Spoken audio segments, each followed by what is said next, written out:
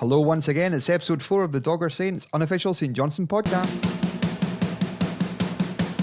Chris Miller talks exclusively to the Dogger Saints about cup win and 3-day benders. Have you ever used a Tino Espria endorsed condom? And what would you do if a St Johnstone player gave you his mobile number?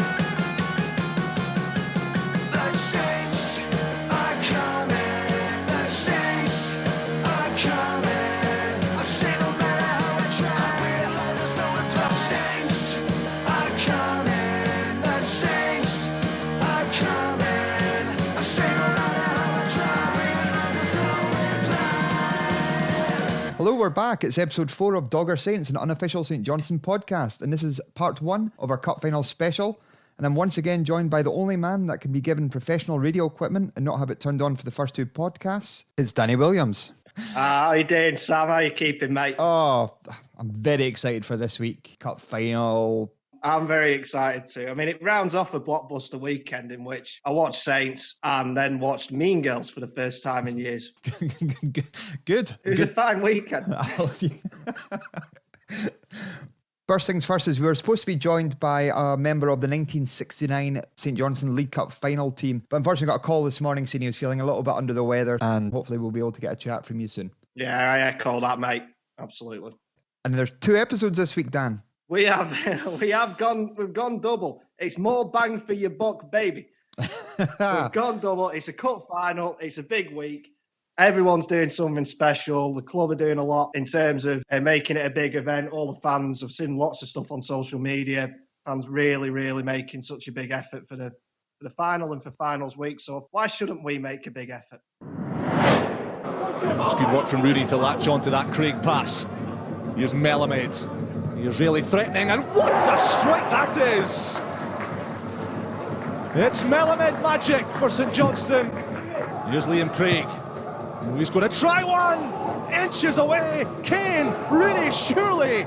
It's off the bar twice. Crawford away, and Kerr! The captain makes it 2. Here's Wotherspoon. Kane again. Oh, it's a penalty. Melamed's on the hunt for a double. And bagging it. Guy Melamed plunders his 4th of the campaign. The undercard, our trip to Fir Park on Saturday, this was the warm-up for the main event. Best performance of the season. Yeah, absolutely. As you say, Sam, it was the best performance of the season. Did coincide with a pretty piss-poor performance from a pretty piss-poor Motherwell side, but take nothing away from Saints. Absolutely to a man. Exceptional yesterday.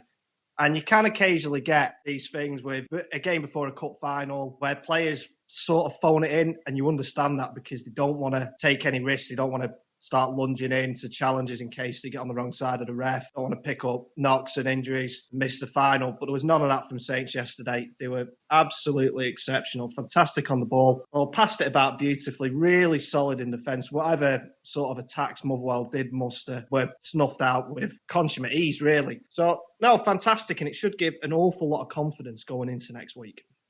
Yeah, I would agree. There was probably a few players that played yesterday that are fighting for their place. Whether he'll stick with the same formation with 2 up top, you'd like to hope he does and not just go back to Kane up by himself. He'd be a very brave man to drop Melamed now. I don't see any reason why he would go back to 1 up top. After yesterday, and also after Livy a couple of weeks ago, Livy away a couple of weeks ago, even though it wasn't as good a performance as yesterday, and even though neither of the centre-forwards got on the score sheet away at Livy. That formation just looks an awful lot better then. I mean, we controlled the game at Diamond Vale, playing that formation. We controlled the game and then some, playing that formation. I think he should stick with that. That's just my opinion, and there's obvious benefits to the system that they played in the semi-final and against Celtic, where you've got the additional wingers pressing their fullbacks, but I think Saints can if they play that formation they just I think they can have a real go and really try and control the game next Sunday. Yeah, I think so. I think Melamed is the current superstar of the squad. What a first goal that was from him. It's a beautiful finish. Absolutely fantastic goal. And it's something we've not seen an awful lot this season from any Saints player. I think there's been some good goals scored, but it's all been patient build-up, or in general, there's been some pretty good goals scored from set pieces. This was someone just with a bit of confidence, taking it off his own steam, taking a couple of touches, giving himself the space, and then hitting one from distance. And what a ping. What an absolute ping it was. He's a darling, absolute darling of the fans at the minute. Yes, we're awful lucky to have these kind of type of players in the pitch with Melamed and Rooney. It's two players that you maybe have looked back to 4 or 5 months ago and thought you wouldn't be looking towards a cup final in February, and these two guys being your absolute standout players. Nobody would have predicted that. So there was a downside though to the match. Spinney limped off. Yeah, it's a blow. Well, it's not a blow just yet. It's a worry. Sort of hearing, I saw Eric Nicholson from the Courier posted on Twitter it was 50-50. I've heard a few other things coming out saying maybe it's a little bit better odds than 50-50. So it's just going to be one of them. Everyone's just going to have to sit on it all week. But you really do feel sorry for Spoonie because he's going to have that weighing on his shoulders all week. And it's a headache for Callum as well because he's probably not going to have him in training for a couple of days, you'd imagine, just the nature of the injury. He's probably going to look to give him you'd imagine he'd look to give him a couple of days off to just so it's right before he gets him back into training. So fingers crossed, that's all we can do at the minute. But we really want him in the side because, as we've said before, he's been outstanding this season. He's probably been, on a consistent basis, Saints' best player this season. But, Dan, the most impressive bit of yesterday, if anybody watched it on Saints TV, the full match is now on there for anybody to watch. If you listen to the commentary, maybe the last 5 minutes, this was talked about. Kieran, I heard you on a fans podcast the other week. So I urge you to tune in to that for a wee bit more insight into what Kieran's been up to since it's the Dogger Saints podcast. Aye, it's when I was asked to go on a Doggers podcast, I was kind of a bit scared. I don't have any pets. No, good. I was on with Sam Miller and forgive me, I forgot your man's name. Danny. Really good podcast. Good bit of banter as well. So it's always good to talk about your career, and albeit it was a very short conversation, but listen into that podcast and you'll find out more. Well, that was very nice of them to give us a mention. What was your takeaway from that, Dan? Kieran McInnesby, very grateful to him for coming on the pod and helping us get off the ground first week. A bit of a Saints hero, goals against the old firm, but unfortunately dead to me. And why is that, Dan? I thought we were pals. I thought we struck up a beautiful friendship, and then he goes and does that. Couldn't remember your name. I'll be honest, we've probably needed knocking down a peg or two since this podcast started, so he's done that quite nicely. No, great lad, Kieran. Actually sent him a message. I think a few of you picked up on it. Sent him a message on Twitter yesterday, just having a laugh. He did pretty well on the mic yesterday. He was very comfortable on there. Yeah, he was good. Great guy to talk to. He was a great guest. But yeah, you'll need to be reminded that it's Sam and Dan that does the podcast. So the club this week has ramped up its merchandising of the cup final. Is that the right term? I'd say so. Yeah, it's a good enough term. Yeah, along with the shirts which we are both sporting today, Dan. Yeah, got them on. They've also Fresh through the post this week. Yep, they did the commemorative magazine, the match programme you can buy, a heap of ranges including mugs, virtual tickets, we'll get into that in a bit, hospitality, stay-at-home meal boxes, pie boxes. I mean, that's the important, that's the big ticket item here. Oh, we've got a pie poll coming up, actually, not to be missed. So the club have done really well with it. Yeah, absolutely, I think so, Sam. And it's, as I said a few weeks ago, it's partly about the cash-in, obviously, and the club have come out and said this week, it's a difficult time. They've been open about it and said, it's a real difficult time for football. The loss of revenue for match days is palpable. So they've had to come up with creative means, and you get to a cup final, of course, you're going to absolutely flog everything you can. I'm a bit dubious about the mugs that say I wasn't there. Sold out. I mean, I'd say it's the smart looking things, and obviously it's quite a funny thing, but I'd just be looking at it every time and just be crying. The virtual ticket was another good idea. I'm glad the club kind of listened to what fans were thinking, because there was a little bit of hoo-ha regarding the postage and packaging of it when it first got announced. I think the ticket was £10 and the postage and packaging was £5. So a few comments were made regarding that, and all of a sudden it was changed and dropped. So well done to the team for taking note of that. And they've sold hundreds and hundreds, which is great. A nice memento as well for the day. Absolutely. You don't get it perfect every time. And if you can look at it, hands up, we made a little bit of a boo boo there. A small error of Rectify it.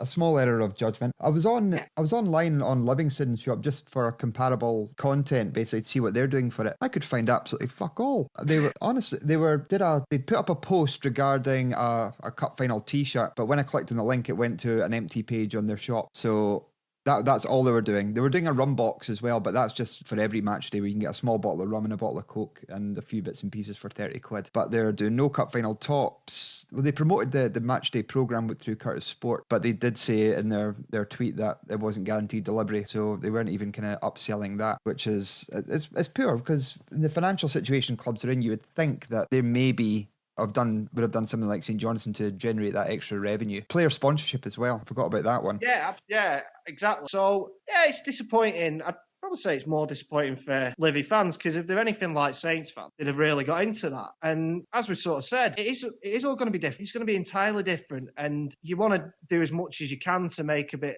of an event of it. So I don't know whether any Livy fans would be aware of what Saints have done, and maybe they'd have opinions on that. It probably just, as a comparator, just shows how well and how enthusiastic Saints have been about it at the club. And I think it's not just the club as well. I've seen a few local businesses and small business who obviously themselves having a difficult time over the past year, having a horrendous time. So they're all getting into it, and they're sort of upselling for the cup final and doing special things. So it's absolutely great. I think the whole town's really got behind it. I completely agree. Regarding merchandise and stuff, teams don't always get it right. We were looking online this week regarding shit club merchandise that is available through certain clubs, and we had a rare time coming up with a few bits and pieces. Dan, what was your favourite out of what you discovered? Personal favourite, and I sort of remember it, I'd forgotten about it. I remember it happening at the time, but now I've rediscovered it this morning, was foam hands from West Ham United. Okay, that sounds okay. Yeah, I mean, it's a bit NHL or NBA or whatever you got in America, but these weren't foam hands like saying Hammer's #1 or whatever it was. These were foam scale models of Upton Park for the farewell to Upton Park when they left Upton Park to go to the Olympic Stadium 5 years ago now. There's a picture. We'll try and get it out on social media. It's absolutely incredible. It was Adrian, who was the goalkeeper at the time, stood between a blow-up sort of children's football net that you put in the back garden with one of these monstrosities on either hand. Oh, you can actually wear them on your hands? No, you weren't. Yeah, I think they must have had an idea. Now, I remember actually watching the last game at Upton Park, and don't remember seeing any of these. So it must have been an idea that fell flat, that all the fans had turned up to Upton Park with these Upton Parks, foam Upton Parks on their hands. Honest, I mean, that takes a biscuit. There's some absolute other shite on that we've discovered, but I'll go over to you, Sam. I actually seen it on Twitter this week from a fan complaining to Coventry City Football Club that they'd received a new shirt, but the crest, the badge was on upside down. How difficult can that be? It says Coventry City on it, and it's a football badge, and that is their one job. Most of the tops come with their I don't know if it was Macron, whoever it was, with everything else on the kit. All they need to do is their one job is to put the badge on the right way up. I don't know what to say about that. Shocking. It's incredible that they've managed to make an absolute holic of a football badge going on a shirt. I mean, surely alarm bells would ring when you're reading it upside down, because there's no place, to my knowledge, called Youve. But not to my knowledge. I know for sure there's a place called Coventry. That might have been your giveaway. Youve might be a place we visit on Doggers on tour soon. Who knows? It could be. It does actually sound, if we ever get back into Europe, like a really good first qualifying round place for the Europa League. But do you remember, speaking of shirt, do you remember the Rangers fandango at the start of this season? Where some shirts were made, when Rangers switched over to Castor as their kit supplier, and some kits were made in, they were made in different countries. I remember Turkey was one of them. Yeah. But it wasn't like they were just made in they were sort of quite noticeably different. Yeah, different colours, different collars, different cuffs, you name it. The best part about that whole scandal was when they were selling the training jerseys and they'd sublet it to a third party who basically used the old school jumpers, basically shoved a Rangers badge on it and charged 60 quid for it. The label actually had the bit where it said name and class on it. So it was a company called AWDIS, or All We Do Is. Basically all they do is churn out like cheap merchandise to to the masses and shoved a Rangers badge on it, charged 60 quid. It was just a shambles. The shit merch, Rangers kind of take the biscuit with that one. Yeah, and it's not just club that peddles merchandise. Yes, this may be my favourite product ever affiliated to football, just because of how you couldn't have made it up. But do you remember Tino Asprilla? Used to play for Newcastle. The bandy-legged Colombian, yes, very much so. Yeah, the bandy-legged Colombian who turfed up at Newcastle in the mid-90s. Now, since his retirement, he's decided to supplement his income by launching his own range of... I'm already laughing. I don't know what's coming. He's decided to supplement his income by launching his own range of condoms. I don't know what's coming was probably not the right word used for that one then, based on that. No, you weren't to know. You weren't to know, son.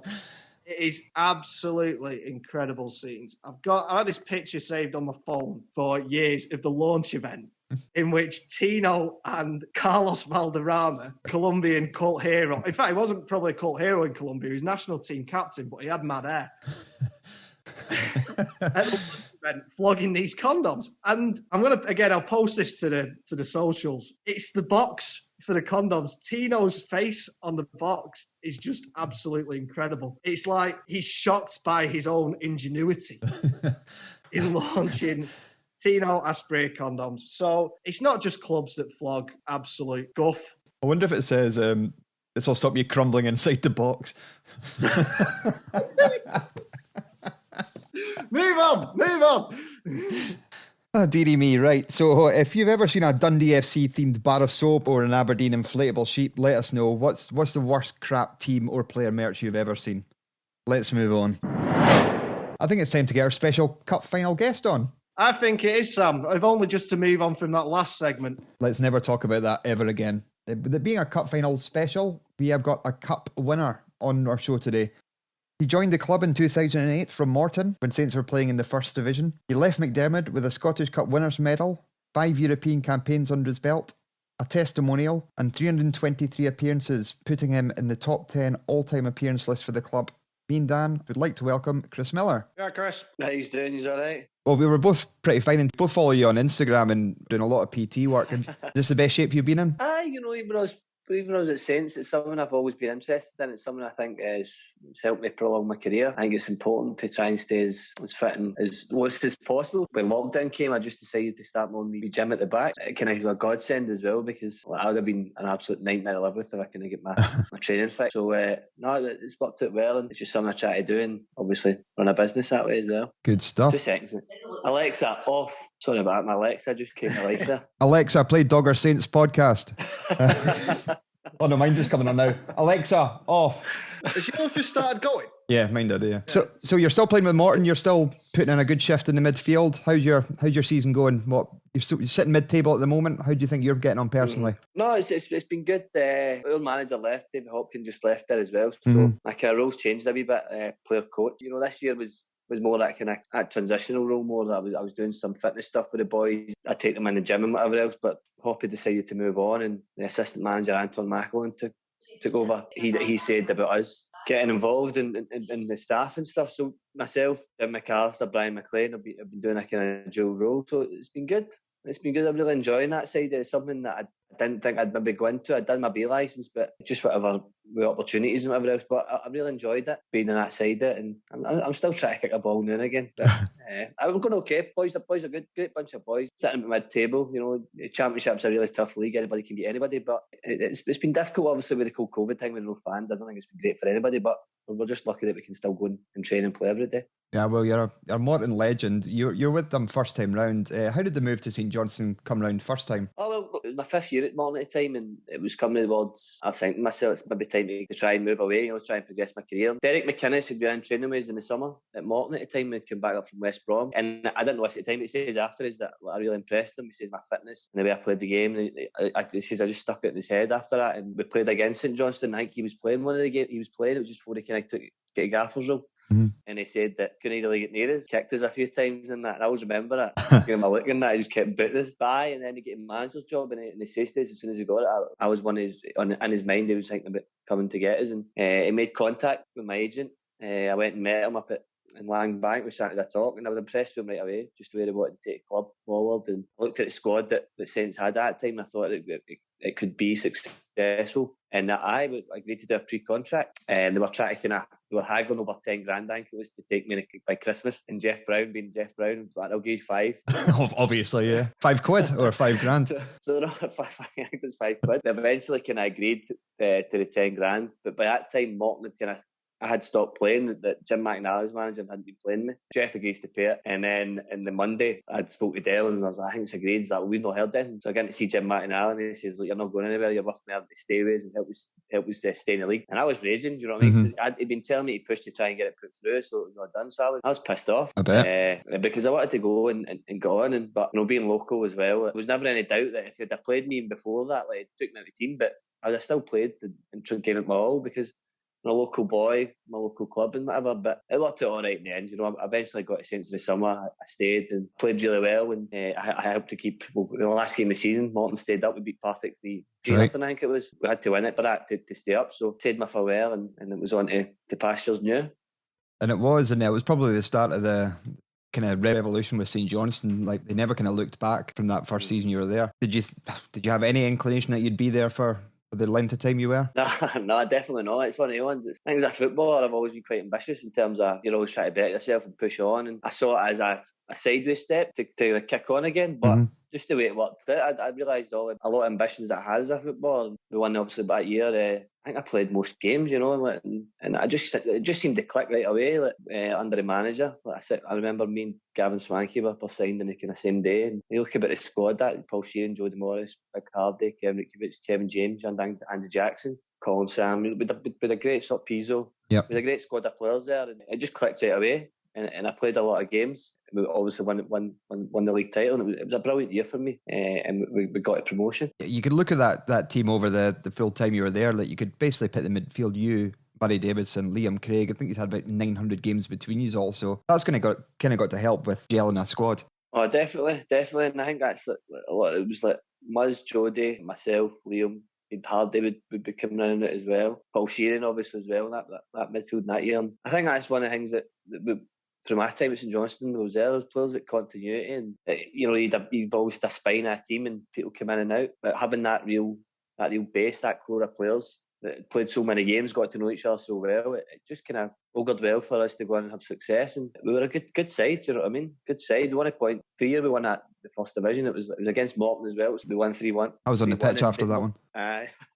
Morton had actually scored. They went 1-0 up, I remember it. And I hit the post at 1-0. Martin Hardy scored.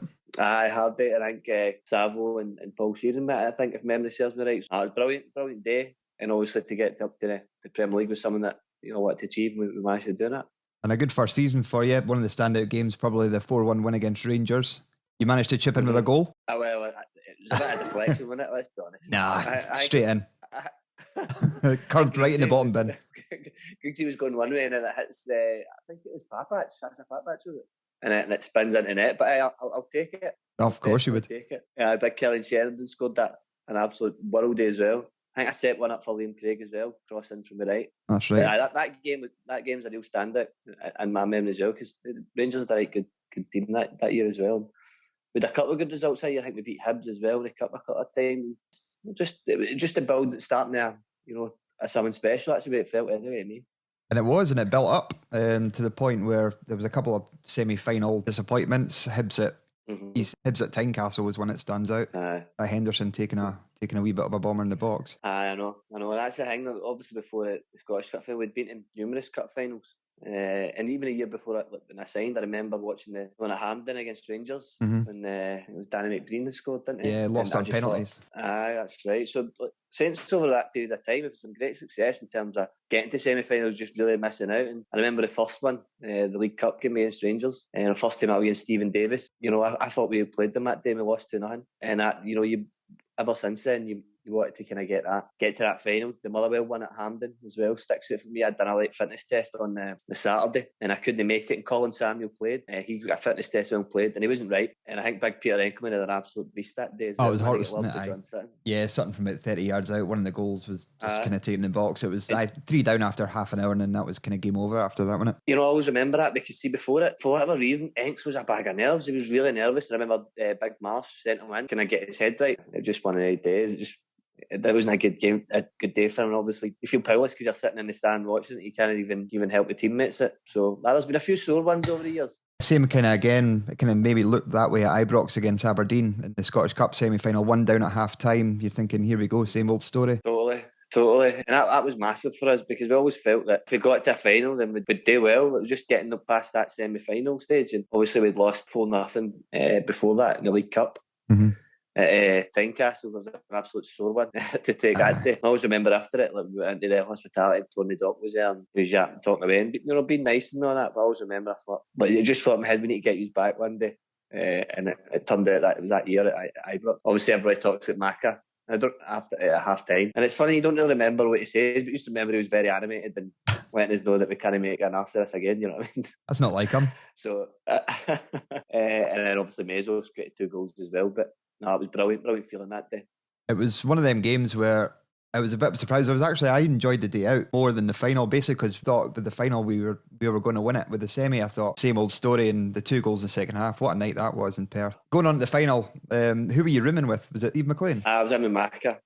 So Tommy kept everything the same. Did the same hotel, we roomed with the same people. I think we all had to wear the same underwear. Do you know what I mean? It was just that superstitious. So I roomed with Macca. And it was great. Macca was good for me, especially the day of the final. I was very, very pumped right up, and I was getting messages for family and friends and stuff. And at one point, I was getting upset, and I was like, he's like, wee man, he's like, you need to calm down. He's like, you're going to peak too early. He's like, don't peak right now. He's like, wait.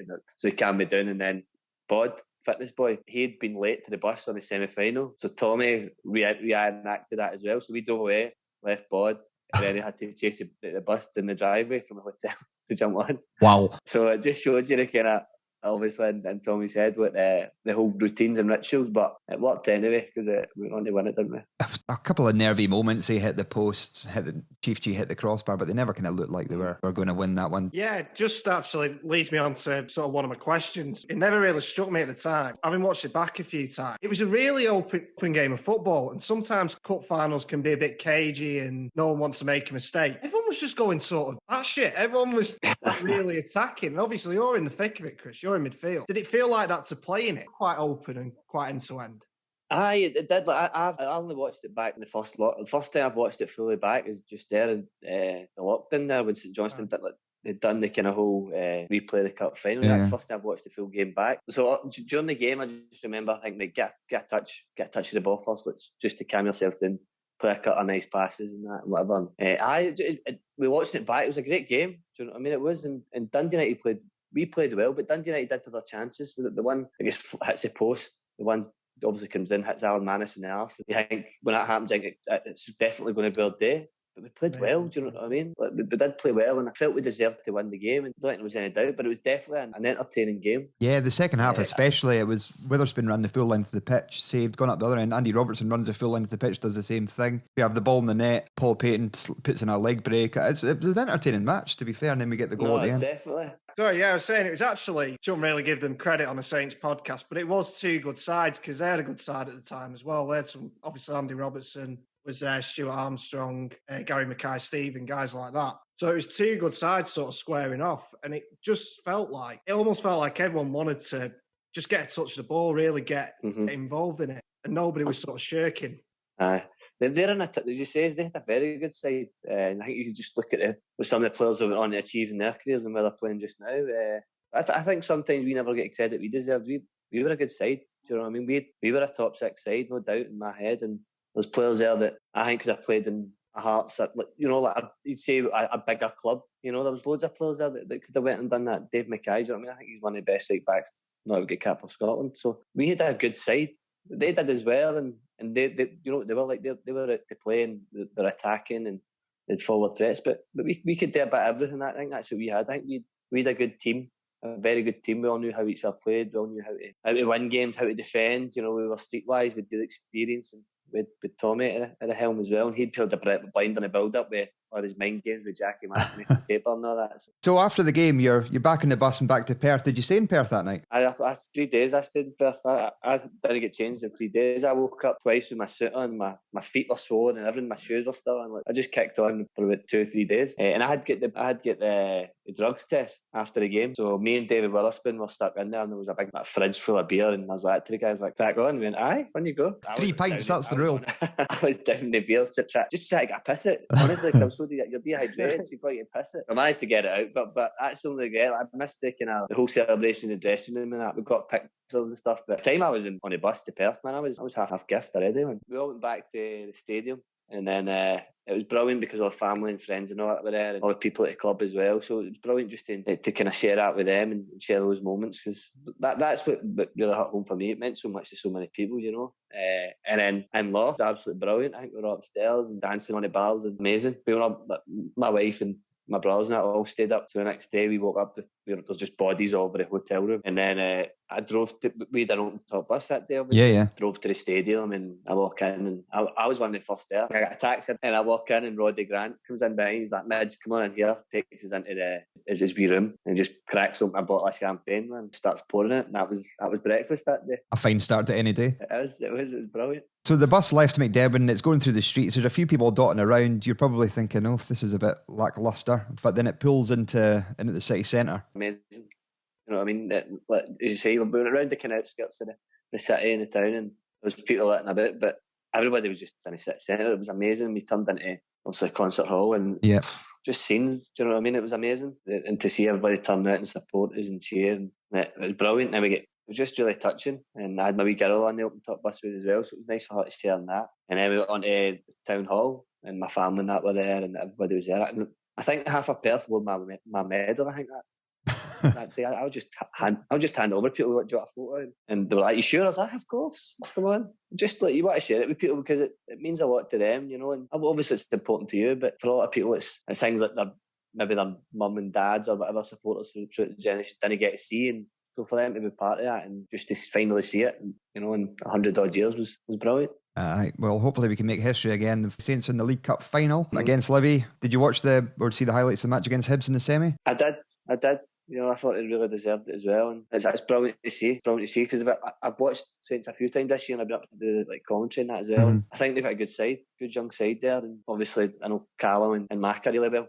And I think they started seeing, they're just missing that wee bit of final third, you know, that wee bit of killer instinct, but that'll do the confidence a world of good, because, you know, I think there's a good side there, and, you know, you can try and keep that team together, and they can go on and be Saints legends themselves, and obviously cup final, got to fancy your chances. Livy in a good run of form, you know, done really well since David Martindale took over, but got to fancy your chances, you know, in a cup final. You'd think so, but it's typical it's hard being a St Johnstone fan at the moment and a Scotland fan, because 1, we can't get to the Euros, 2, we can't get to the cup final. Scotland are beating England in the rugby, honest to God. As soon as the pub shut, we just become world beaters at all the sports.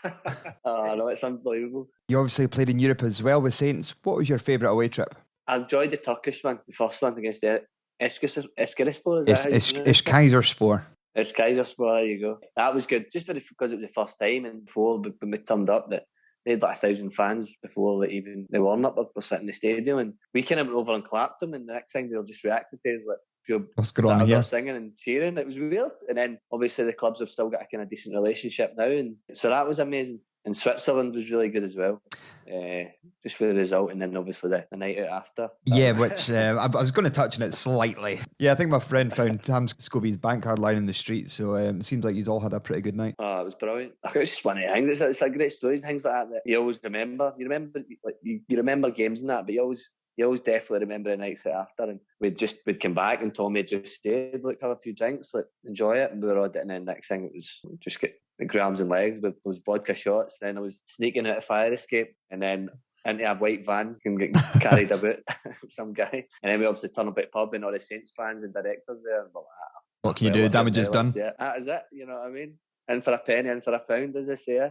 It was a brilliant night, and I think the fans loved it, we loved it. The next day my bank balance never done it, so done 200 quid off Tommy, but that was the way it went. Deserved it. Tell you another good night I remember was I had hospitality at St Johnstone one day playing Dundee United at home, and you only went and popped up with a goal. Oh, that was my famous goal, the one where it's kind of the jinky run and wasn't many, was there? Well, yeah, we'll put it down to that one, but everybody was screaming, pass it, shoot! I know, it's just one of the ones that just kind of opened up, and I thought, well, I might as well try and hit it. But that's probably definitely better than my Saints' best goal. It was a brilliant reaction for the pylon after as well, and I couldn't breathe. I was underneath it, and I was like, I can't breathe. You need to get off us. The whole team chased us and jumped on top of us. But no, that was a big goal. It was a good win, that one.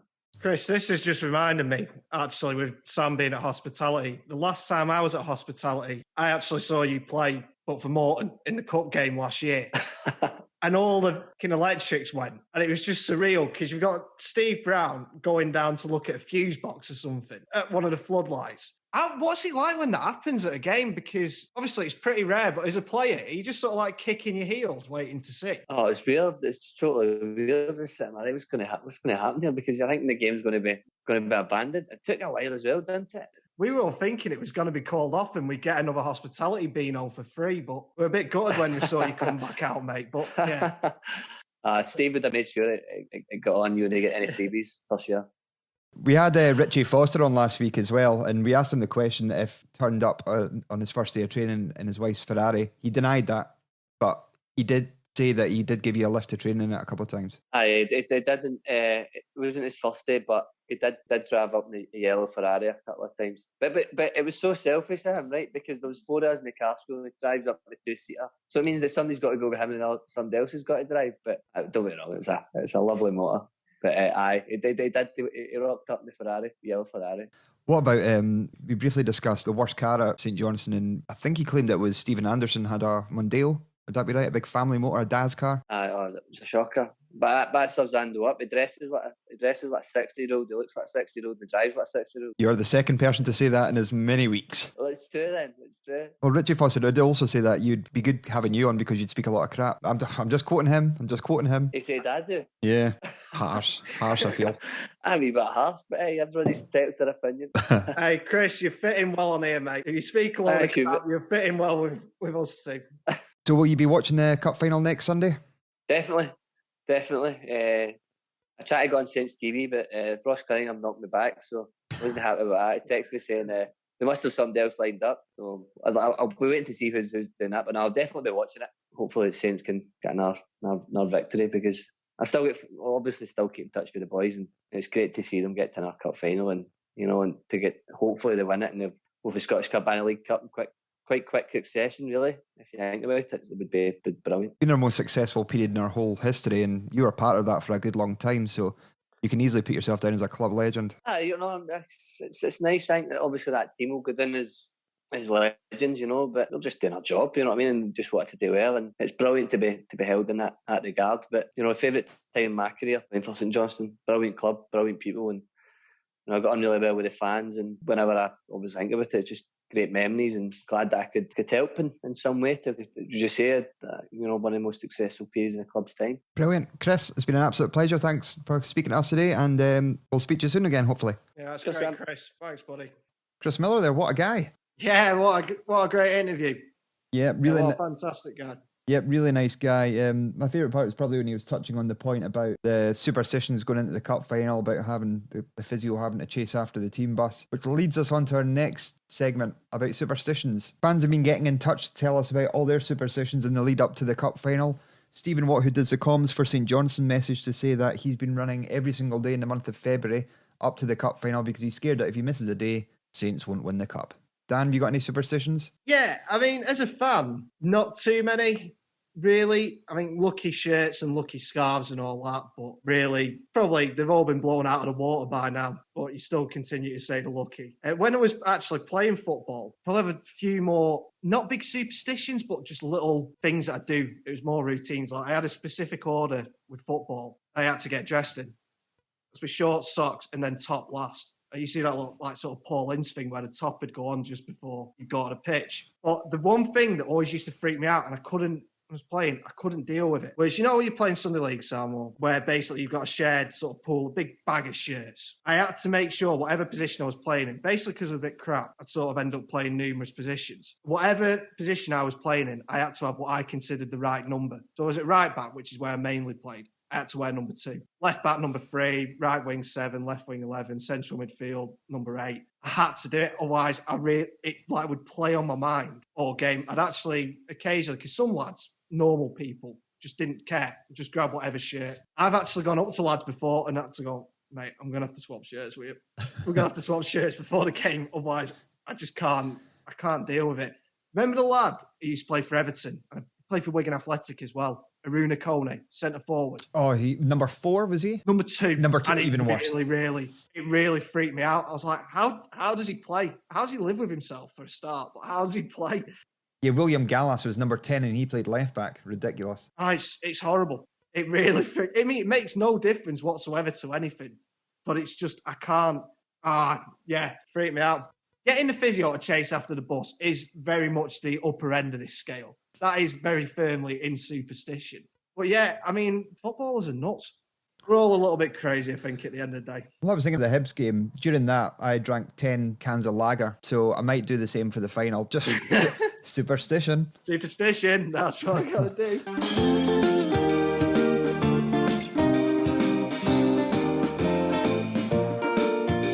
That theme tune never gets boring. It's George O'Boyle in the Royal, our weekly feature about where you have seen St Johnstone players out and about. And we've been inundated this week, Dan. We have. We've been snowed under. They are exactly what we are looking for. Utter nonsense. We'll start with Kirsten Watt, who's seen Owen Coyle shopping at the Nike store at Stirling Mills in Tillicooty. It's pretty good. There's not much more we can say about that. He likes his Nike gear. Happy days with that. Lauren Morrison got in touch through our Facebook page saying she's seen Matty Kennedy on a gym mat next to her in Glasgow, and then 2 weeks later seen him in Superdrug. Are we going to have to go back to the Willock theory here? Go on. Well, my Willock just popping up in random... Is it something about Matties that play for Saints? Lauren went on to say on our Facebook page that she reckoned that he might have been stalking her. It's a controversial claim that could be taken up by the authorities. But a great spot nonetheless. Matty Kennedy in Superdrug and Owen Coyle at the Nike store in Stirling Mills. That is exactly what we're looking for. So if you've ever seen Kevin Thomas in the Loft nightclub or James Dunn in Dunnell Mill, let us know and we'll give it a shout out next week. So we have got stories aplenty in our Saint Stories section. We've got a belter that caught my eye this week though, Dan. I did send it over to you. What do you think about this one? This is so mean, but it's so good. So nobody gets in trouble. What we'll do is we'll take out the names of both the player and the person that sent it in. The person that sent it in, we'll just call him Gary M or Mr. Malcolm. I think would probably be easier. Nobody will know who it is. No, we've not given anything away there. No, we've certainly not revealed Malx's identity.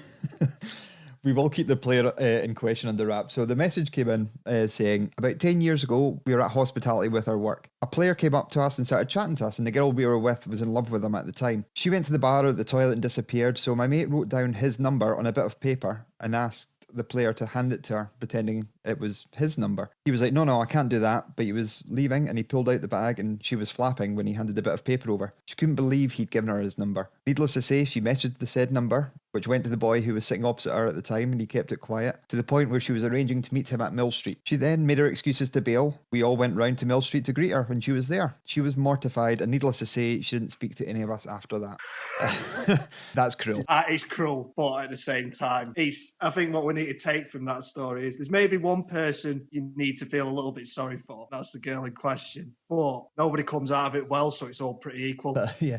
Fair play to the player for playing along, though. The player playing along, and obviously he had no knowledge of what on earth was about to go down. It was a perfectly executed gag. I mean, the impressive thing is, because we've all tried stuff like that, a really long, elaborate wind-up, and get caught out within about 25 seconds, or we've all been on the receiving end of a really elaborate wind-up and worked it out within about 25 seconds. So for this one to actually go the distance, and should point out, the boy who sent it in, Gary, is a mate of ours. So maybe that's why I find it so amusing, because I'm just imagining him in a taxi at Mill Street when he's realised this has all come off. So, but no, absolutely, I would say tremendous. Maybe damaging. Ultimately, it was pretty funny. It was pretty funny. That is the undeniable fact of the whole thing. A well-executed gag.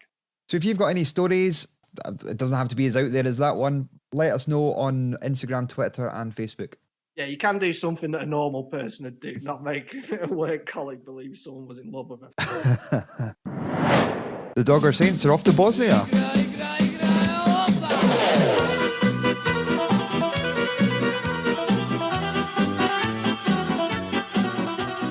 Wow, that's a piece of music right there, Dan. He's belting that. Gracious me, absolutely jigging about it. I just want to pick countries that have got a cracking national theme. Exactly, it reminded me of the old country. Blackpool. It's not the noise of the waltzers. So this week's player was recommended by Dylan Stewart on Twitter. Dan, we are in Bosnia and we are here to see Sanel Jahic. Yeah, I mean, on the list of sort of St Johnstone club legends, old Sanel doesn't quite spring to mind as one of the first names, but basically he had one very, very telling contribution at the start of a very important chapter in St Johnstone's history. This is very true. Being the cup final special, the goal in question you're referring to is in our fourth round tie against Livingston, which kick-started our campaign on our road to glory. It is exactly that. So just to sort of take the broader perspective of Sanel Jahic, bit of a journeyman footballer, played for a lot of clubs in a lot of countries, but never made more than 40 or 50 appearances for anyone. So, and he wound up at Saints basically as a bit of an emergency cover because there was a few injury problems at centre-half. Anderson and Wright were both struggling at the time. So Jahic came in, and one of the games that he played, he only played an absolute handful. Happened to be the fourth round of the Cup against Livingston. And it was a pretty tight and tense game.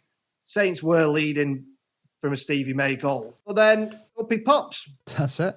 What more can you say? And then after that, he played a couple more games and went on his merry way.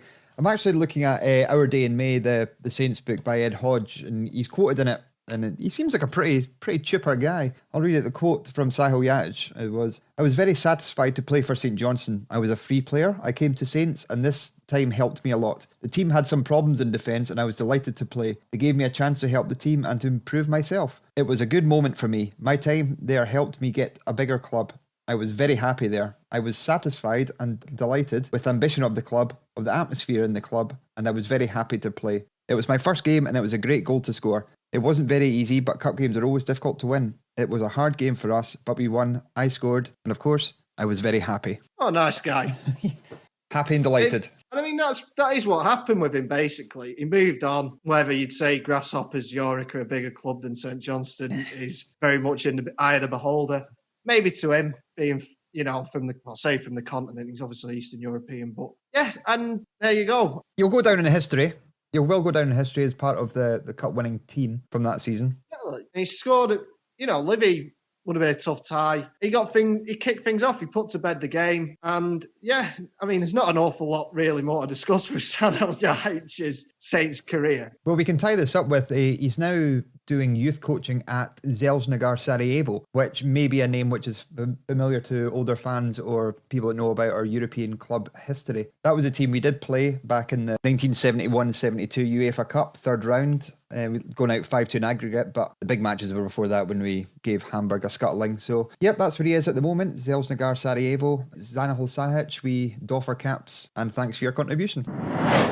So that wraps up part one of our Cup Final special. Are you hungry for more? We'll be back on Thursday with an extra special guest in Canadian internationalist and League Cup goalscorer Nick Dazovic. Looking forward to that one, Dan? I'm very, very excited about that. That'll be brilliant. I've heard he's the nicest man in world football.